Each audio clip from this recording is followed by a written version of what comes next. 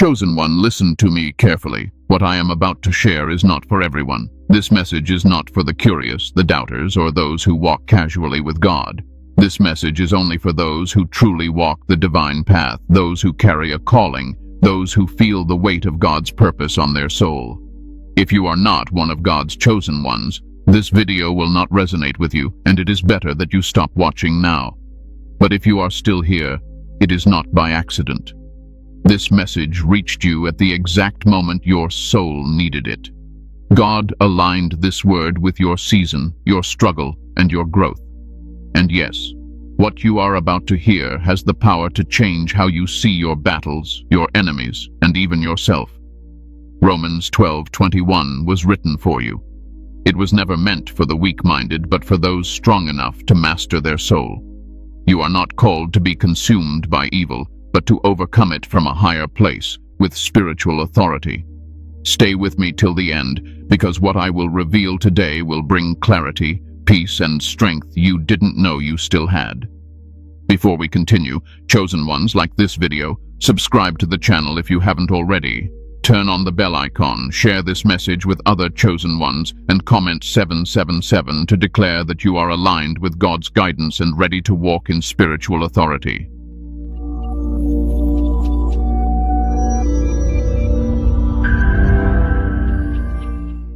Why Romans 12:21 was written for the chosen ones. Chosen one, I want you to slow down and really hear this. Romans 12:21 is not a decorative verse. It is not poetic filler.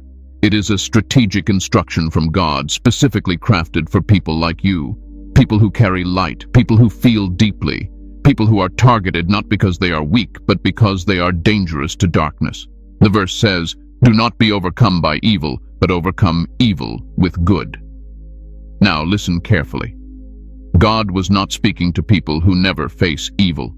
He was speaking to those who face it often. Constant resistance, silent battles, unseen warfare, betrayal that comes from unexpected places. That is the life of the chosen one.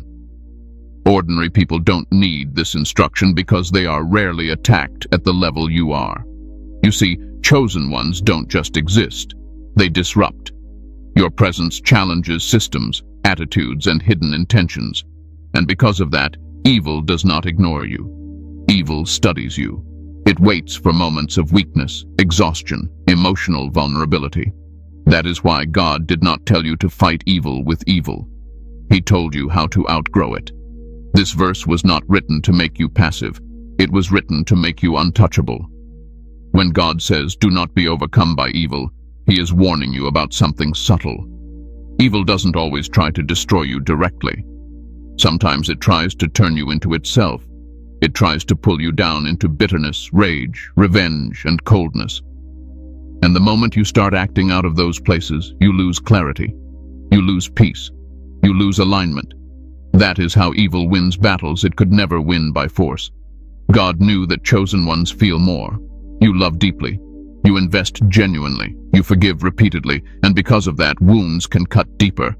So God gave you a higher law, not to suppress your emotions, but to govern them.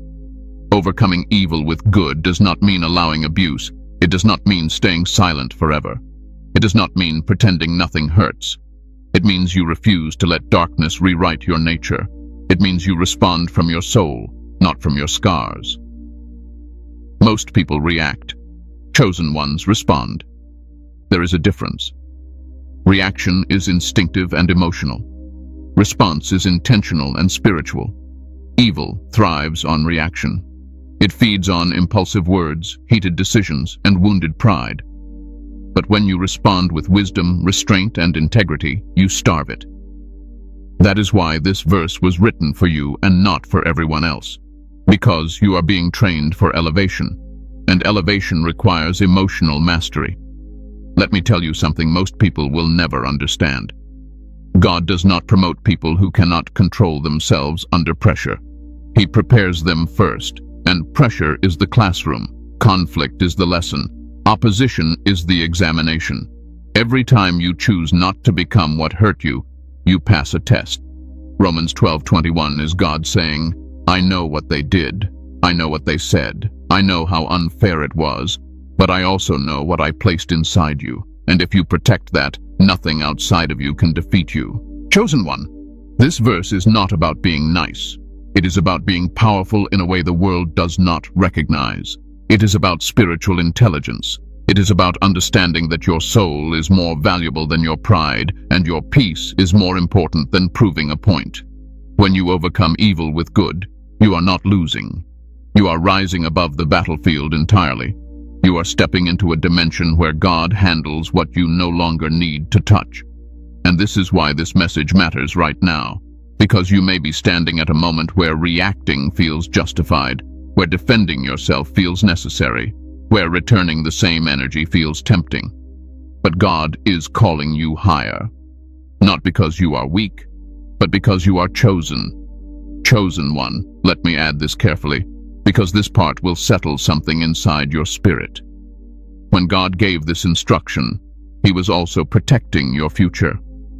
You may not see it now, but every time you choose restraint over retaliation, you are preserving doors that anger would have slammed shut. You are protecting relationships, opportunities, and callings you have not yet stepped into. Evil does not just want to hurt you today. It wants to disqualify you tomorrow. That is why some situations feel so emotionally charged. That is why certain people seem to know exactly how to press your buttons. It is not coincidence. It is strategy. The enemy wants you tired, reactive, and spiritually off balance, because a chosen one who loses inner alignment becomes distracted from their true assignment. God's way always looks slower at first, but it moves further. While others burn bridges in moments of emotion, you are being taught how to walk across waters without sinking. This is not about suppressing your voice. It is about choosing the right moment, the right tone, and the right authority. Silence, when guided by wisdom, speaks louder than arguments ever could. I want you to understand this deeply. When you walk away with peace intact, you are not running. You are reigning. You are showing that your soul is not available for manipulation, and that alone terrifies darkness. So if you've been feeling tired of always being the bigger person, hear me clearly. God sees it, heaven records it, and nothing you surrender in obedience is ever lost. It is stored, multiplied, and returned in a form that does not cost you your soul. This is why Romans 12:21 is not just scripture, it is armor. The difference between fighting evil and overcoming it. Chosen one, this is where many people get confused, and this is where many lose battles they were never meant to fight in the first place. Fighting evil and overcoming evil are not the same thing. They may look similar on the surface, but spiritually, they are worlds apart.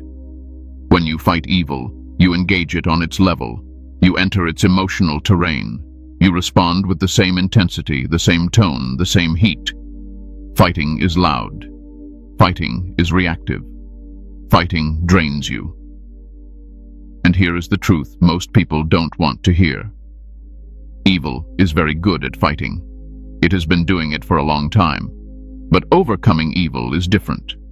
Overcoming does not mean you deny the pain. It means you refuse to let the pain decide who you become. Overcoming is quiet strength. It is composure under pressure. It is restraint when retaliation feels justified. And make no mistake, this takes far more power than lashing out ever will. Evil wants engagement. It wants reaction. It wants you emotionally invested in proving, defending, explaining, and correcting. Because the moment you do that, your peace becomes collateral damage. Your clarity becomes compromised. Your spiritual authority weakens. Let me say this plainly. Not every attack is meant to be answered.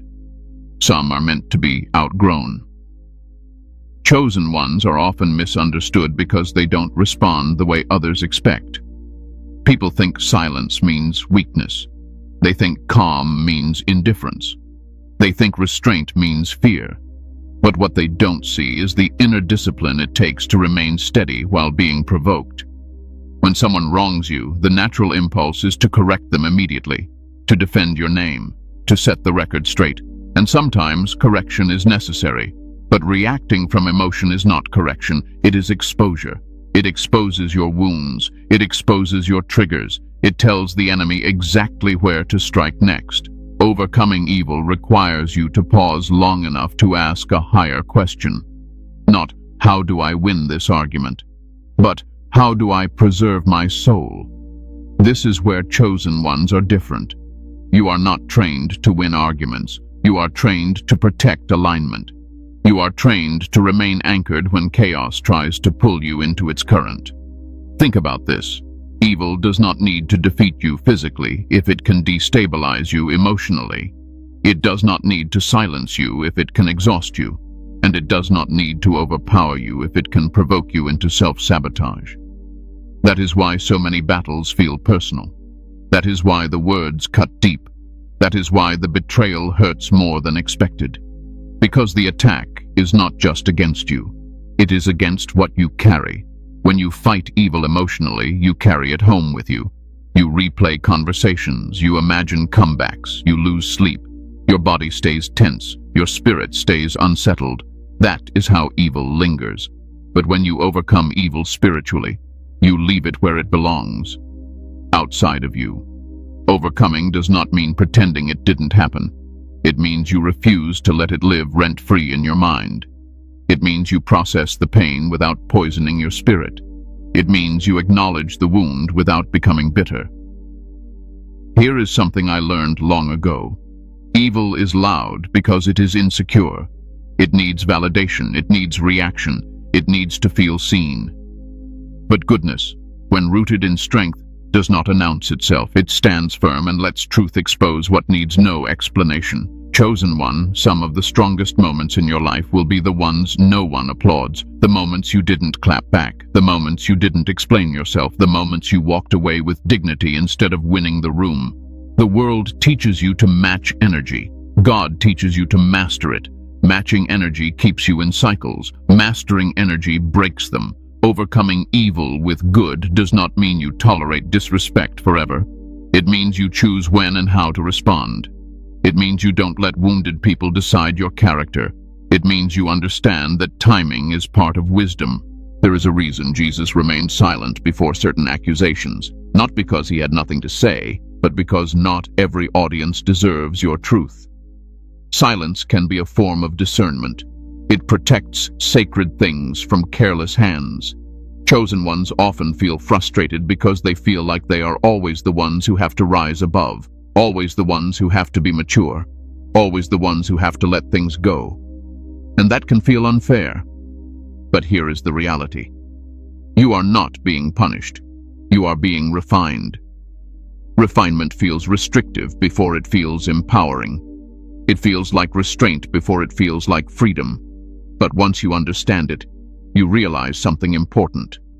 You are no longer controlled by external behavior. You are anchored internally. And that is power. Evil wants you emotionally predictable. It wants to know that if it pushes this button, you will explode. If it says this phrase, you will collapse. If it accuses you this way, you will rush to defend yourself. But when you overcome evil, you become unpredictable to darkness.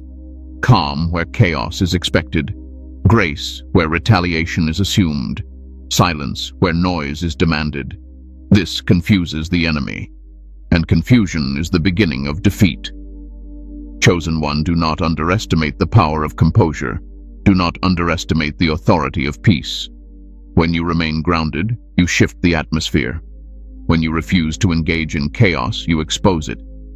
People often reveal their intentions when you don't react the way they want. Their frustration grows. Their masks slip. Their motives surface. And you see clearly why God told you to rise above instead of striking back. Fighting evil keeps you locked in the moment. Overcoming evil positions you for the future. God is not preparing you to survive conflict. He is preparing you to lead beyond it. That is why some battles feel repetitive. Because the lesson is not about the other person. It is about you learning when to step back, when to stay still, and when to let God step in. When you fight, you get tired. When you overcome, you get free. And freedom is always the goal. So the next time you feel that urge to react, pause, breathe.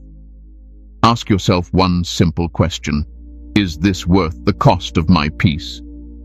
Most of the time, the answer will guide you into silence, wisdom, and strength. And that, chosen one, is how you overcome evil without ever becoming it. Chosen one, let me take this deeper, because this is where true understanding begins to settle in your spirit. There is a hidden cost to constantly fighting. It slowly reshapes your inner world. You may win the argument, but you lose softness. You may prove your point, but you harden your heart. And over time, you start becoming vigilant, guarded, and reactive, even when no threat is present. That is not strength. That is survival mode. And God did not call you to merely survive. He called you to live free. Overcoming evil protects your tenderness. It protects your ability to feel, to love, to trust God, even after disappointment. Chosen ones often think they must toughen up to endure the world, but what God actually does is teach you how to remain gentle without being fragile. That balance is sacred. When you fight evil repeatedly, your nervous system stays activated, your mind stays on alert, your body never fully rests. But when you overcome evil, your system learns safety again. Peace returns. Clarity returns. Sleep becomes deeper. Prayer becomes lighter. That is not coincidence. That is alignment. And here is something most people never realize. Evil loses interest when it cannot control your emotional state, when it can no longer provoke you into spirals of anger, shame, or self-doubt. It looks for easier targets. Calm is not passive. Calm is intimidating to chaos. Chosen one, some of your greatest victories will be internal and invisible. No applause, no recognition, just you walking away without carrying bitterness, you forgiving without reconciling, you choosing distance without hatred. These are mature spiritual decisions. You are allowed to step back. You are allowed to disengage. You are allowed to say, "This no longer deserves my energy." That is not weakness. That is wisdom earned through experience. Remember this. Fighting keeps you tethered to what hurt you. Overcoming releases you from it. And when you finally release it, you make room for what God has been trying to give you all along. That is when healing becomes real. Why your soul is your strongest weapon. Chosen one, I want you to understand something that most people never discover in their entire lifetime. Your greatest strength is not your words. It is not your intellect. It is not your ability to endure pain. Your greatest strength is your soul. And that is exactly why it is the primary target. The world teaches power as dominance, control, intimidation, volume. But God teaches power as alignment, stillness, discernment, inner authority. When your soul is anchored, nothing external can shake you for long. And when your soul is disturbed, even small problems feel overwhelming. Your soul is where your values live. It is where your conscience speaks. It is where God communes with you quietly, not loudly. And because of that, evil does not attack your body first. It attacks your peace. It attacks your sense of self. It attacks your hope. Because if it can disturb your soul, it can distort your decisions. Chosen ones often underestimate this. You think strength is pushing through exhaustion, enduring disrespect, tolerating emotional chaos. But that is not strength. That is erosion. Strength is knowing when to pause, when to pull back, when to protect what is sacred inside you. Your soul is not fragile, but it is sensitive. And sensitivity is not weakness. Sensitivity is perception. It allows you to sense shifts, intentions, and atmospheres before words are spoken. That is why chosen ones often feel things before they understand them. That is why you sense tension, dishonesty, or danger, even when everything looks calm on the surface. That awareness is a gift, but only if you learn how to protect it. When you let anger dominate your soul, discernment fades. When bitterness takes root, clarity blurs. When resentment settles in, compassion dries up. And that is the slow victory of evil, not destruction, but corrosion. God did not tell you to overcome evil with good because good behavior looks nice. He told you because goodness preserves your soul's structure. It keeps you aligned with who you were created to be. It prevents you from becoming someone you don't recognize. Your soul carries your assignment, and anything that disrupts it delays your purpose. Chosen one, listen closely. Every time you choose peace over proving a point, your soul grows stronger. Every time you choose silence over reaction, your soul becomes more refined. Every time you forgive without reopening wounds, your soul becomes lighter. That lightness is not emotional denial. It is emotional maturity. There is a reason people feel drained after certain interactions. It is not because the conversation was long.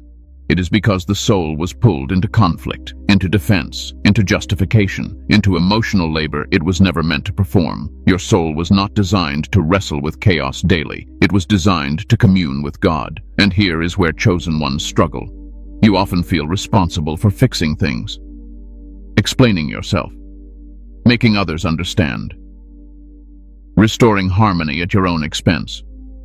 But not every misunderstanding needs clarification. Not every conflict needs resolution. Some need distance. Some need time. Some need to be released entirely. Protecting your soul sometimes means disappointing people. Sometimes it means being misunderstood. Sometimes it means choosing solitude over engagement. And that is okay. Jesus often withdrew, not because he was overwhelmed, but because he understood rhythm. He understood that constant output without restoration weakens even the strongest spirit. Your soul needs space to breathe. When you nourish your soul, your reactions change, your patience deepens, your responses soften, your confidence stabilizes.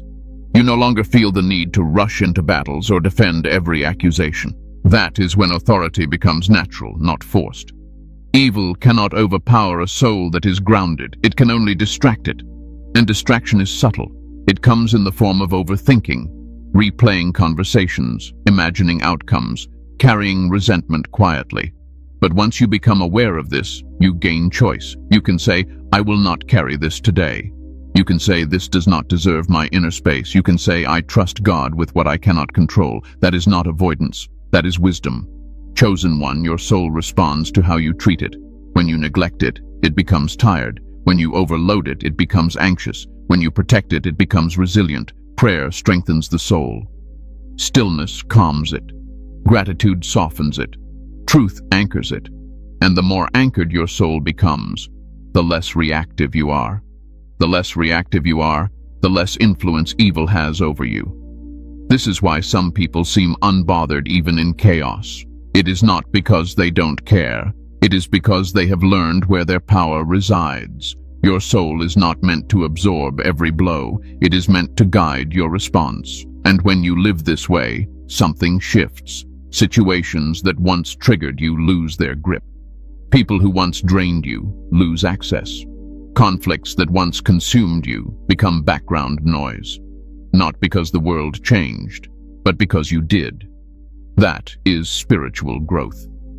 Chosen one, guarding your soul is not selfish. It is stewardship.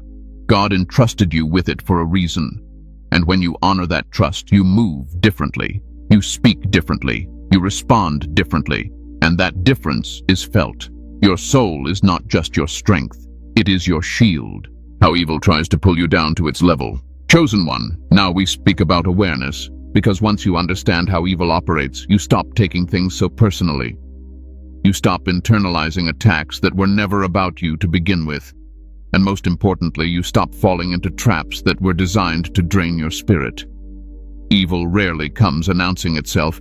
It comes disguised as provocation, as misunderstanding, as disrespect, as betrayal that feels deeply personal. It studies your values, your compassion, your patience, and then it uses those very traits to try to destabilize you. One of the most common tactics is emotional baiting. Someone says something just sharp enough to sting, just inaccurate enough to trigger correction, just unfair enough to make you want to defend yourself. And the moment you take the bait, the focus shifts. No longer on truth, but on reaction. No longer on integrity, but on emotion. Evil wants to drag you into the mud because it knows you shine on higher ground. Chosen ones often ask, why does this keep happening to me? Why am I always misunderstood? Why do people project their issues onto me? The answer is simple and uncomfortable. Your presence exposes what others are trying to hide from themselves, and exposure creates discomfort. When people are uncomfortable, they often lash out. They accuse, they criticize, they distort. Not because you are wrong, but because your alignment reminds them of their own disconnection. Evil uses projection very effectively. People place their unresolved wounds, insecurities, and fears onto you. And if you are not careful, you start carrying weight that was never yours to hold. Another tactic is urgency. Evil wants immediate response.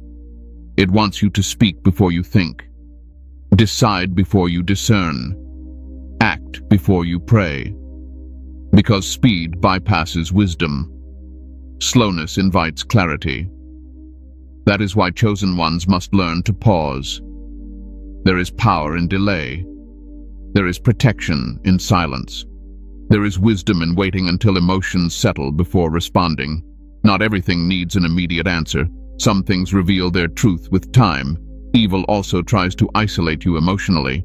It whispers lies like, no one understands you. You're always alone in this. You have to handle everything yourself. And if you believe that, you withdraw in a way that disconnects you from support, prayer, and perspective. Isolation weakens discernment. Chosen one, you were never meant to walk alone. Even Jesus had moments where he brought others close. Not everyone, but a trusted few. Discernment is not about shutting everyone out. It is about knowing who has access to your inner world. Another trap is repetition. The same conflict, the same type of person, the same emotional pattern. Evil repeats what works until you become aware of it. And once you see the pattern, you gain the power to break it. Patterns reveal lessons. Ask yourself, what is this situation trying to teach me about boundaries, patience, or self-respect? Often, the lesson is not about changing others, but about strengthening yourself.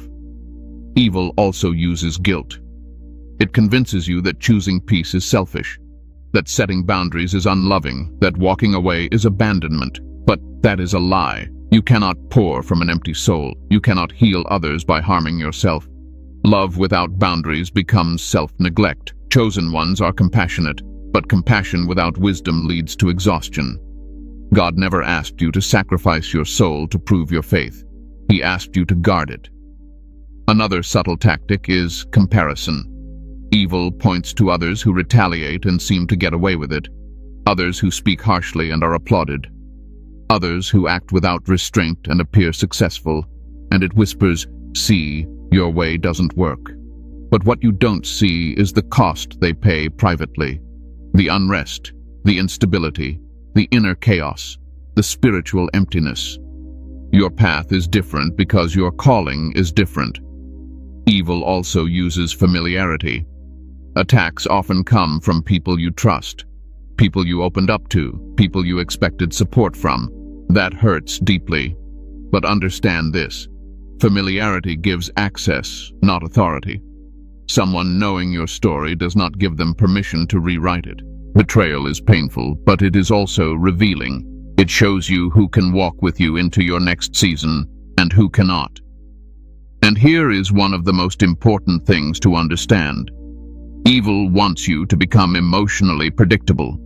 It wants to know exactly how to provoke you, exactly how to upset you, exactly how to pull you out of alignment.